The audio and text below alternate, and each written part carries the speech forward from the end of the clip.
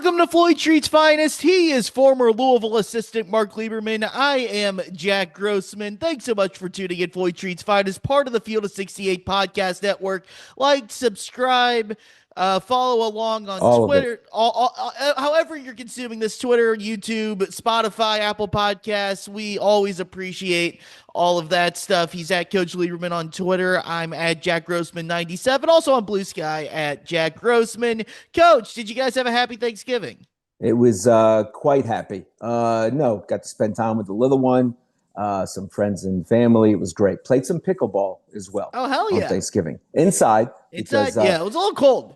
and it's a snow fest up here in Louisville right now. So Yeah, no, it appears I got out just in time. I drove you back down did, to Atlanta on Monday, so I you did, missed you it. made it. Oh God, yeah, snow, no school on Tuesday, right? Today Yeah, there's yeah, no school. no No, school, no. no. So I had to take care of the little one for quite a bit. And yeah, how was your Thanksgiving, Jack? Oh, it's the best. Well, I know we've been over it. I won't harp on it too long, but it was fantastic as always. I'll always love Lots of mashed Thanksgiving. potatoes.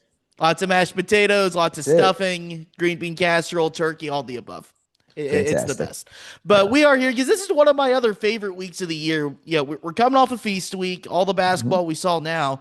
And now we get the ACC SEC Challenge and a host of really big matchups this weekend in the world of college basketball. And Louisville's one of the big headliners here, especially we'll talk about Arkansas, we'll talk about Indiana, we'll get into some ACC, SEC Challenge stuff as well. But Louisville goes down to Fayetteville to face John Calipari, Kenny Payne, and the Arkansas Razorbacks, and what I think is going to be a really fascinating matchup.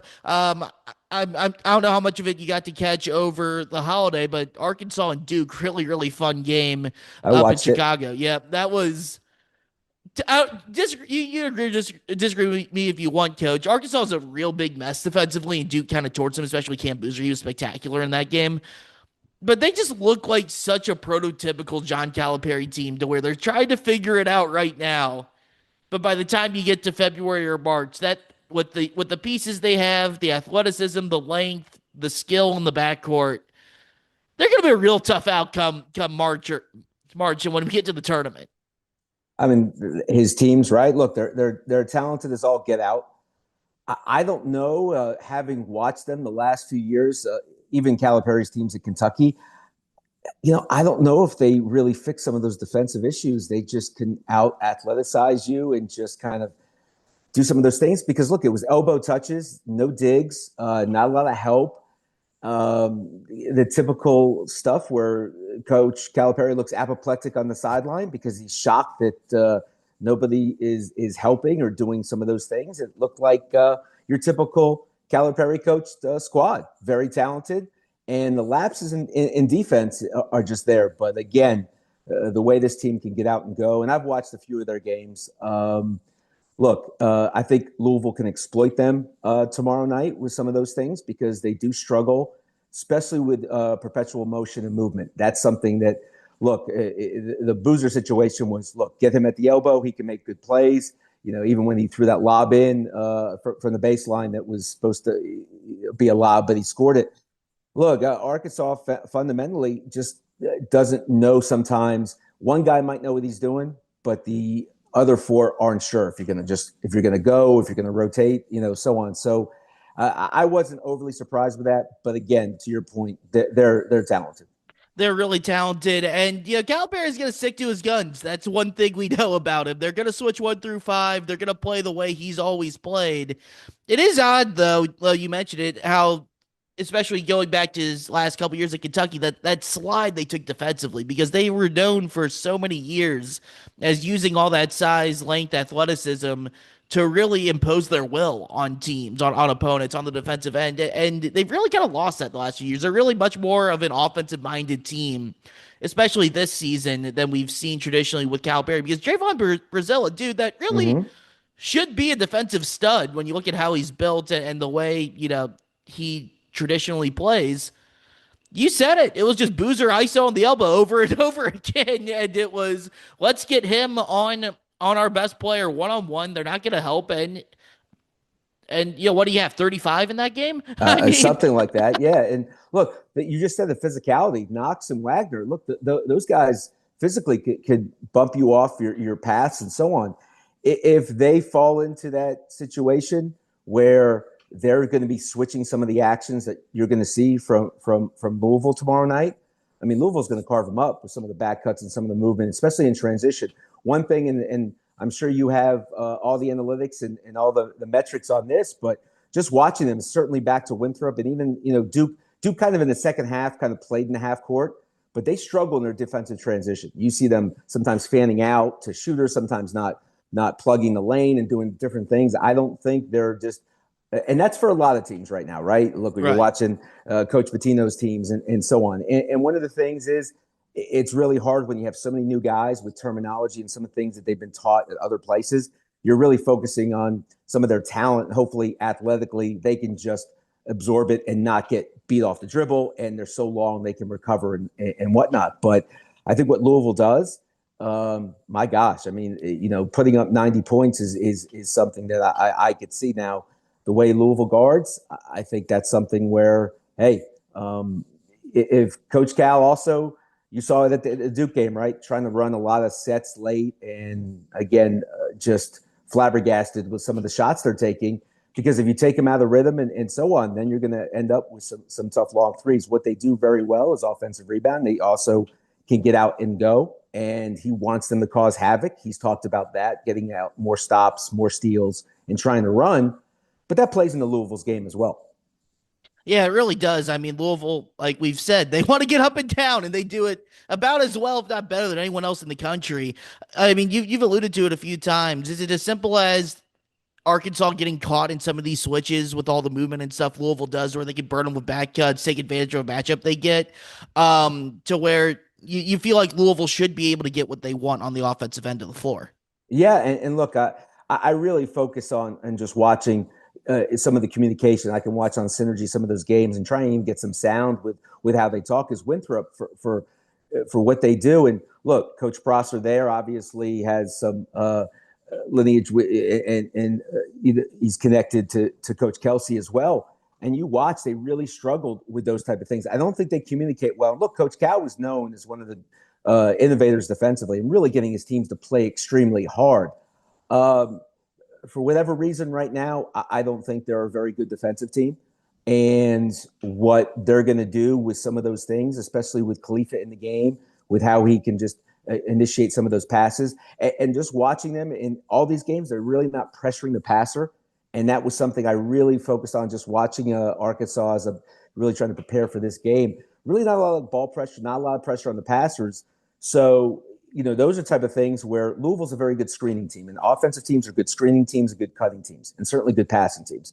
And that just plays into Louisville's hands. So, yeah, you're in that environment and whatnot. So that also hurts Arkansas, right? Because it's going to be loud, it's going to be rowdy. And so when you're not communicating, when you're not talking, when you're just pointing and assuming things, people are going to switch and get to gaps, then you could be in trouble. So some of those things I think Louisville's going to take advantage of.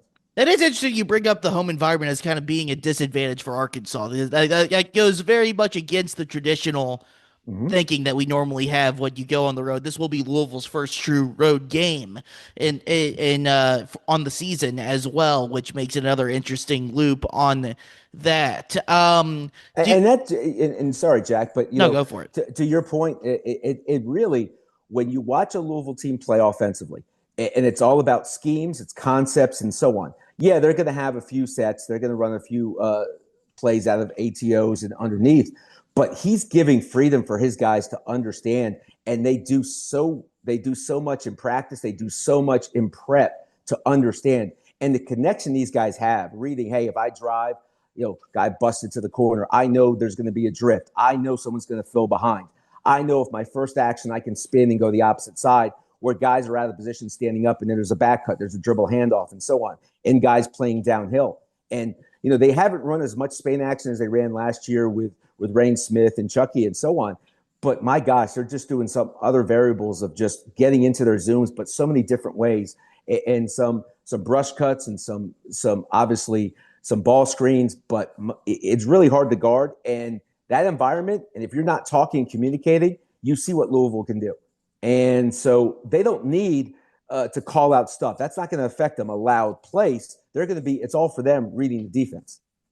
Yeah, and you also put in the fact that Arkansas doesn't pressure the ball a lot. What was interesting about that Duke game was I thought when they were at their best was when they were forcing turnovers. They kind of got Yeah. Duke a little miscombobulated on the offensive end. But you look at what they've done on the year so far, they're 275th in the country in opponent turnover percentage. Mm-hmm. They're not forcing a lot of steals or a lot of turnovers. That's where I look at kind of the small glimpses of what they were able to do in the Duke game and go, okay, you think about John Calipari from 7, 8 years ago, Mm-hmm. you have those short little bursts of where everything clicks in November or December, and by the time you get to February, those 4 or 5 minute bursts becomes 28, 29, 30 minutes of the game, large swaths of the No game. doubt. Right. But where Louisville's playing right now, I don't think they're going to make that big jump in the 5 days it's been since they played that Duke game, or since they really should have lost that game against Winthrop. That was a really hard fought one where they kind of had to pull something out of their ass there at the end. They were down, I believe, 5 with about 90 seconds left there. Uh-huh. Lost a rock fight to Michigan State as well. So they're trying to find themselves, especially on the defensive end. And Louisville might be the worst team in the country to play against when you're trying to find yourself on that end of the floor because, as we've hit ad nauseum so far, everything Louisville does will make things incredibly difficult for Arkansas on that end. As long as Louisville can take care of the ball and not have any, yeah, and limit the amount of careless turnovers to get Arkansas going in transition the other way. Right. So look, Arkansas is long, they're athletic, but Louisville definitely understands that and treats the ball like gold and really understands those type of things. And I think again, they're such a good offensive rebounding team as well. I think that's where Arkansas is going to get hurt in that situation. So if Arkansas can't disrupt what Louisville's doing, I mean, they're going to put on the clinic. I really believe that's something that uh, we talked about with the Kentucky game. Calipari will do it regardless. They're going to come down and try and run sets and try and get into the half court and have their offense help their defense and try and do those type of things. But I don't know because those players are going to get caught up in just trying to get up and down, and we've seen that before. And you know, if that's the case, I really see Louisville putting 100 points up tomorrow night. Yeah, it takes a lot of composure to not get cut up in a track meet, especially when you have the home crowd with you, all the Mm-hmm. energy, excitement off it. You really want to get running. It honestly reminds me a little bit, Coach, of Louisville and Syracuse back in this is going way back. And actually, you were Mm-hmm. probably on set for this in the 2009-10 season when Louisville swept Syracuse and you guys won in the Carrier Dome. They came back and won the last game in Freedom Hall. And I remember Year uh, before I got there. I was year before. Damn it, so Yes. close. But I remember Rick Pitino had the quote of they really slowed the game down up in Mm-hmm. in the Carrier Dome because they didn't want to get the crowd into it. But then they're coming back. They had the return game in Freedom Hall last game of the year. And he's like, "Yeah, I'm more okay to run with this team here because we had the Mm-hmm. crowd on our side, all that type of things." To where it with the energy, the emotion, I think they could get caught up, especially with all the youth Arkansas has as well. There's No more doubt. experience than a typical Calipari team, but they're still relying on a lot of freshmen and sophomores there. Yep, and we saw with Cincinnati, right? They tried to muck it up, and obviously Louisville can win the grind out type of game, only scoring 28. But you saw them in the second half where they exploded for 40 Yeah. something points. And Cincinnati defensively, look, they were early help, they were walling up, they made it tough around the basket. Which again, I think with Arkansas, they overhelp, and watching that with Duke, watching that with Winthrop, you know, a lot of overhelp, a lot of blow-bys, a lot of guys who just, if you have to guard a lot of those actions with a back cut, a handoff, misdirection, coming back to the second side, you know, that's something that you're just not seeing them as one of the elite defensive teams. And if they can't disrupt what Louisville's doing, then what happens? They're going to come down and take a bad quick shot, and that's going to lead to Louisville extending and getting out and running more. So, yeah, I'd like to see that how Arkansas is going to play in this one because we know Louisville can play in that type of environment. I know Cincinnati wasn't the same type of thing, Jack, but regardless, you know, we know that that is something that Louisville can thrive in. And I don't think that the crowd noise and all that type of stuff, I think it'll actually help Louisville more than it will hurt them. And I think that's going to be detrimental almost to Arkansas. That's interesting. I am fascinated by that part of it because we know John Calipari, the famous line, just rolls the ball out there, lets the athletes go. And Arkansas, as we've hit on a bunch, incredibly athletic, lots of firepower on the offensive end, but I think Louisville can match that. And Louisville's more connected on the defensive end. Is there anything from Acuff or Wagner or anything that Arkansas does on the offensive end if they don't get caught up in that track meet and they're able to slow the game down a little bit, that could give you some worry on Louisville's defensive end? Yeah, and you mentioned those guys. I think those are players that he's going to post. I think he's going to post some of those players as well. I think that's a situation, whether it's Wagner, whether it's Knox, whether it's Brazil, some of those guys are going to be caught, and that's what we like to do. Some cross screen action, screen to screener, America's play, and then trying to get 4 round 1 to get a post touch and so on. Louisville's really good at fronting. Louisville's really good at digging. Louisville's really good at their ball pressure. But I think that's what Arkansas is going to try and do in the half court. And certainly, look, all the knock on Calipari and stuff. Look, he understands the game. I really believe this will be a game where he is going to try and play in the half court, at least early on. It's almost like in the NFL where you script your first 15 plays. And early on, I think he's going to understand that. But that's not something that you can just continue to do, especially when Louisville gets out and goes.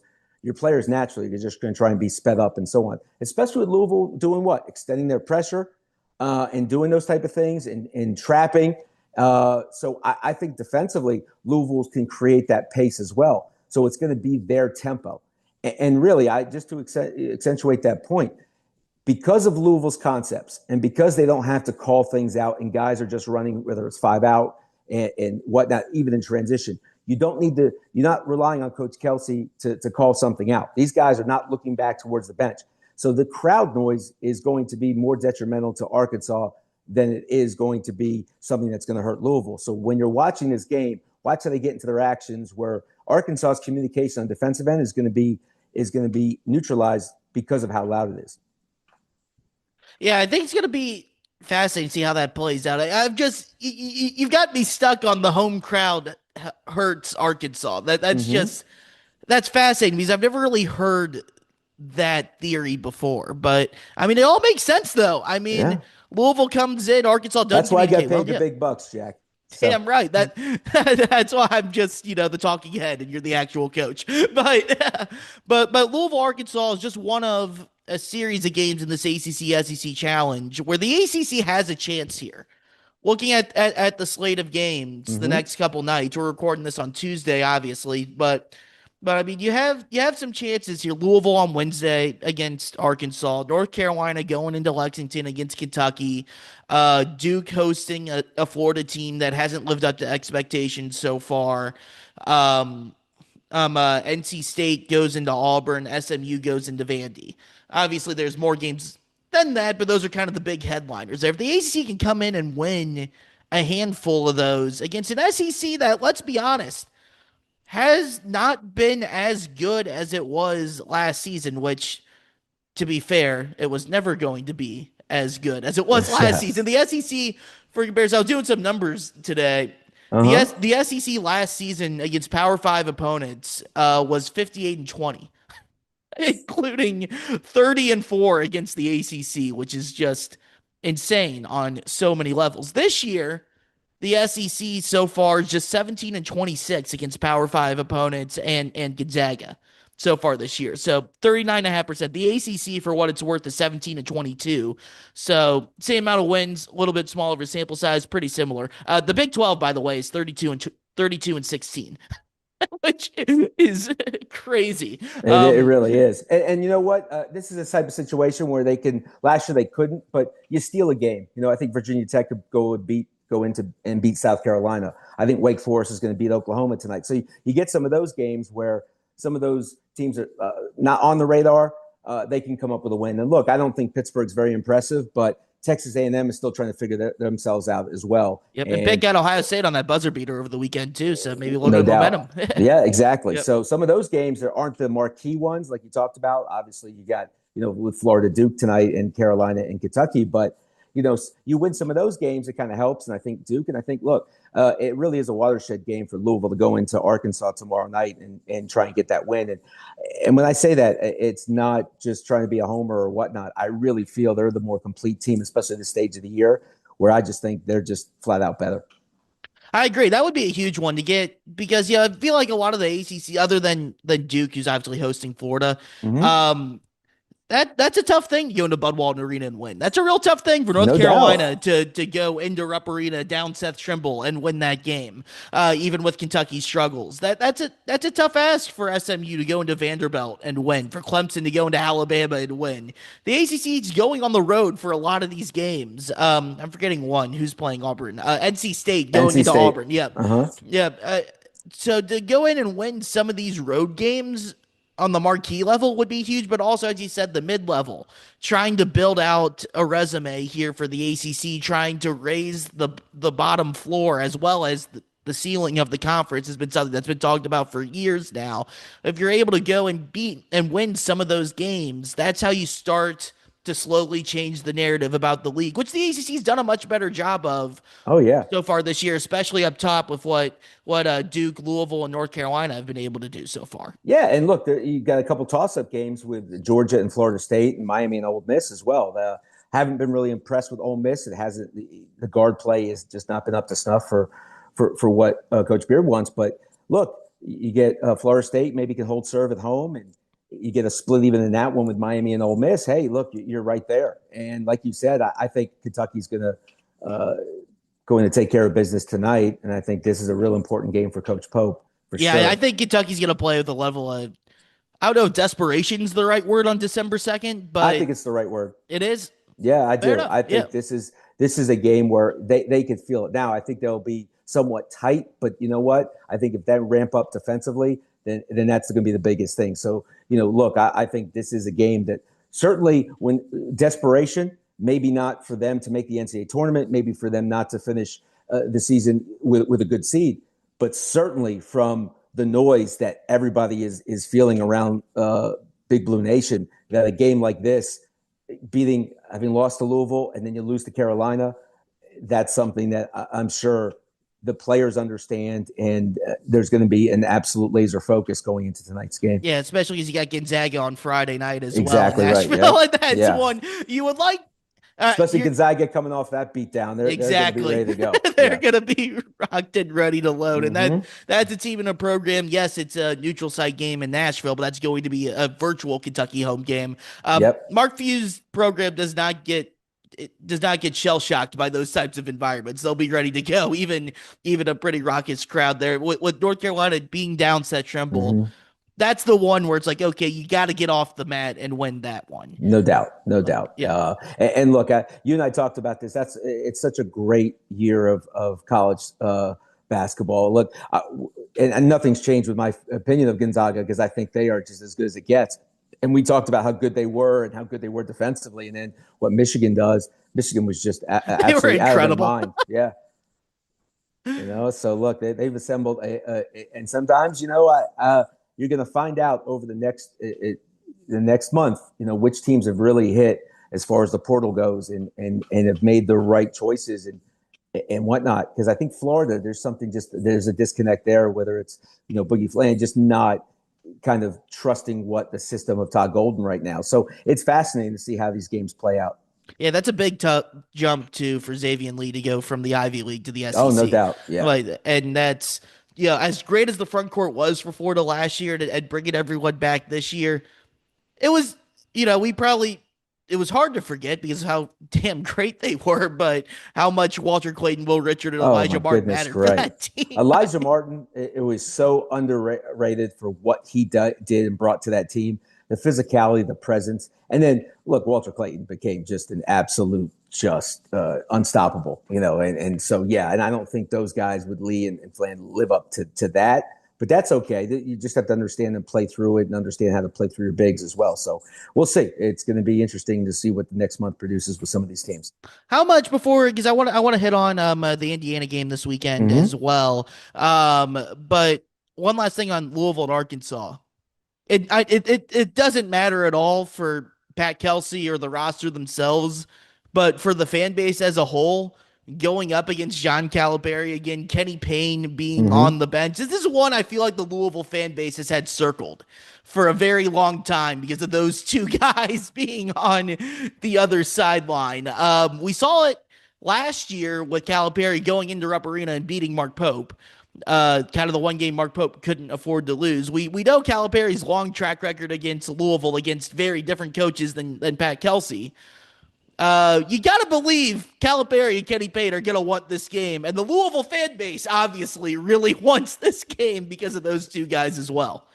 Yeah, maybe I would imagine so. You never can read Kenny Payne, a good guy, That's but true. who knows if he even realizes that Louisville's coming in tomorrow night. But look, I don't want to take a shot at him. And look, he's a good man. He just was just not a fit.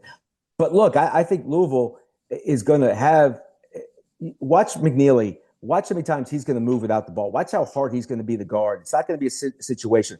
Watch the movement of these players. So no matter how much it means to Cal to protect the legacy of Kenny Payne and his ownership of Louisville basketball, this is it's a new sheriff in town, and so what Louisville's going to do. Watch how hard they cut. Every cut's going to be attention getting. They're going to move.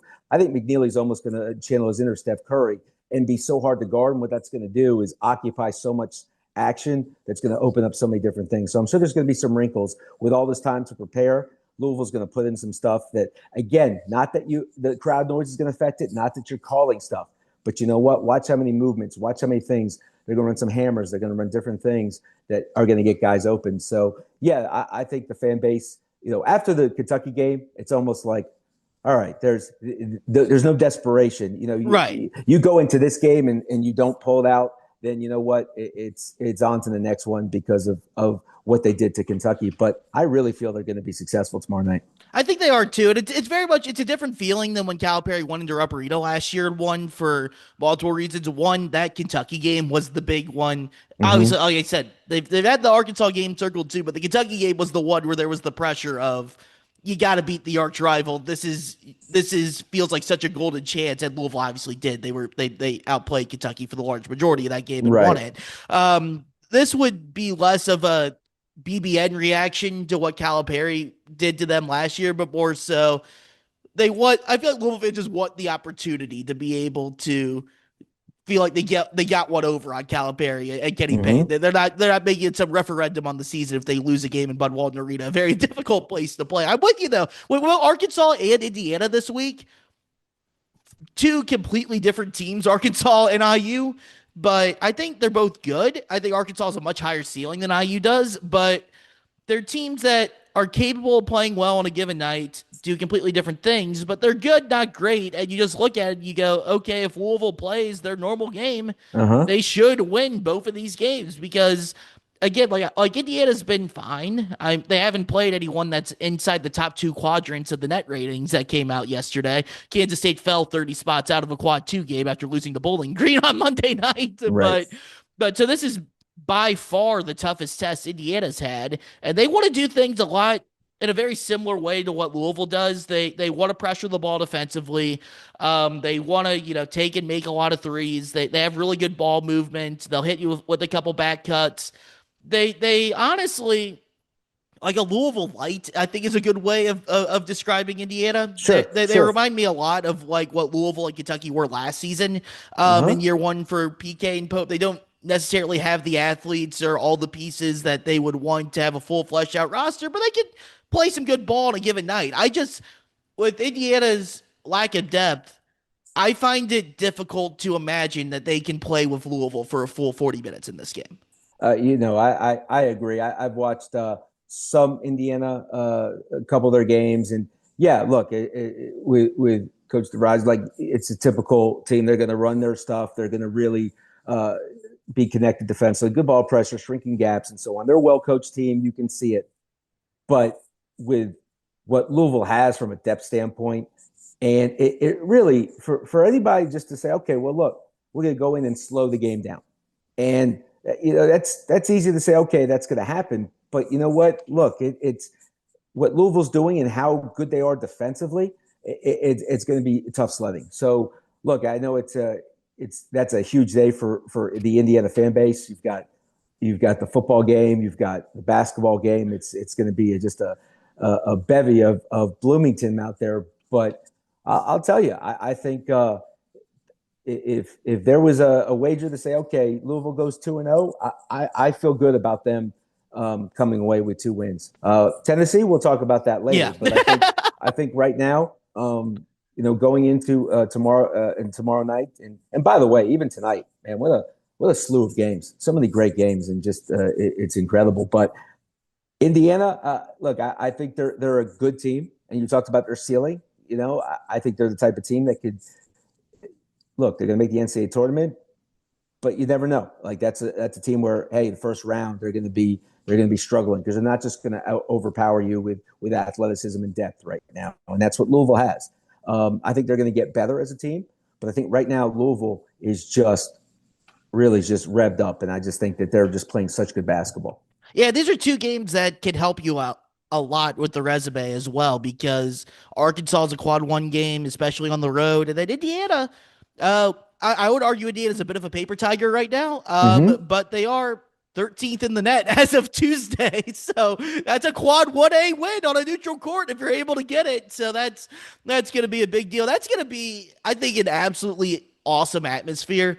I mean, I'm not a huge fan of neutral site games. If you're going to do a neutral site, you pit two programs that travel well, put Mm-hmm. in a location right near both those programs. And with Mm-hmm. on one end, you have Louisville with all the excitement with how good the basketball team is and all that. On the other end, like you said, that that is a double with that in the Big Ten title game in football in Indy on Saturday night. That fan base is it's weird to say because it's a Louisville Indiana basketball game that's a top 25 matchup. Both teams are if Louisville takes care of business at Arkansas and Indiana doesn't fall into a trap at Minnesota on Wednesday night, two Mm-hmm. teams that are going to be undefeated. But not gonna lie, I know it's a Louisville basketball podcast, but that's the absolute undercard of the day. It just is because of Right? the Yeah. football game. And but you're gonna have two fan bases that are so incredibly excited to be there in Cambridge Fieldhouse. And it's going to be an electric atmosphere. It's going to be fun. I think Indiana can hit some shots and keep it competitive for a while. But at the end of the day, as we've been saying, I just don't think Indiana has the bodies to do it for a full 40 minutes. And Right. and that's okay. Like I think Ken Palm right now, I think has the spread I think Louisville by 5, if that's correct. Um, let me make sure I get Louisville by 4. I think Louisville's probably 12 to 15 points better than Indiana. Yeah, I Yeah, don't like I don't think yeah, Indiana is going to be comfortable scoring in the 80s, and we saw that even last year. The West Virginia game and how they play, their yeah. style of play. Look, they're a gritty team that they're going to be, but that's not going to translate to this type of what Coach Kelsey has from a standpoint of his talent compared to last year. It's night and day, obviously, and I think you look at these games and you're saying, okay, it's a 4 or 5 point game. And no matter how good some of these teams are defensively, Louisville's going to put up 75 to 90 points. And so, can these other teams be able to do that as well? Can they match it? And you're not talking about a team that's okay. Well, you know what? We're in the mode of, and I don't like to use Alabama, but some of these teams like Georgia, Florida State, the new age of okay, we're not going to be as committed defensively. We're just going to randomly trap just to speed up tempo where Louisville's committed to the defensive end. And that's one of the things that we've talked about incessantly. I just love how they guard, where they're just not going to, okay, they're going to score 85, but they're not going to give up 80. And they take pride on that end of the floor. Can Indiana do that? I don't think so. Can Arkansas score? Yeah, but they're going to take so many bad shots that those are going to be the first pass of a fast break for Louisville. So some of those shots are going to be easy baskets for Louisville as well. So I don't think Arkansas is going to be able to maintain that type of pace with them as so, I think seeing them come out 2-0 and this fan base over the moon after what happened in the football game, my goodness, it's a good time to be a Cardinal fan. Yeah, you go 2-0 and that give you 3 quad 1 wins before December 7th. A little different than last year. That'd be Yeah, pretty damn good. sure would That'll be. travel. And I don't know if Indiana will be a quad 1 win all year. I sure as hell think Arkansas on the road will be. Oh, no doubt, no doubt. Kentucky at home, Mm-hmm. that will most likely be. So these are wins that'll age really well for Louisville, assuming they're able to get them with another chance coming up in a couple weeks, as you said, at Tennessee as well. But yeah, I'm with you. Yeah, I think so for tomorrow night, again, focus on how well they take care of the basketball and when they're running their actions and even in transition. because they're not a team that has to overly communicate verbally. So again, that crowd noise is not going to be something that's going to affect them offensively. I think it's going to be detrimental to Arkansas defensively tomorrow night. So keep an eye on that tomorrow, Jack. It's going to be a blast tomorrow night in Fayetteville and then Saturday in Indy. If anyone else is in Indy, I'm going out there for the double. I'm running both of them. It's going to be great. But That's yeah, great. Good for it's you. it's going to be a blast. I honestly, I got. I'll just wrap this up. I know we're getting ready to get out, but I got lucky because I made plans for the basketball game in the middle of the summer, and then I was like, Nice. oh, I had no expectations of Indiana football actually being in this game. Sure, we're gonna do that too. So Look at that. Good for you, Jack. Yeah. it's Look, gonna be an absolute blast. So yeah, gonna be at Gaybridge, gonna be at Lucas Oil, gonna be at Shapiro's at some point. Gonna be a great day. excellent. It sounds like it. All right. Who's your Heisman pick? The whoever wins the Indiana Ohio State game, that quarterback wins the Heisman. I like it. I like Yeah, it. I probably would have to agree with you completely. And I love Mendoza. I hope my Steelers decide to move up and get him at some point in the draft. That would be great. So that'd be a fun pick. He has the tools, man. He has, it's hard projecting quarterbacks, but he has everything you would want in terms of what you look for going to the next no level. doubt. He's a Miami kid, so I'm rooting for him. Hell yeah, hell yeah. Coach, appreciate the time as always. Hope you enjoy the snow day. Everyone else stays safe up in Louisville. For Mark Lieberman, I'm Jack Grossman.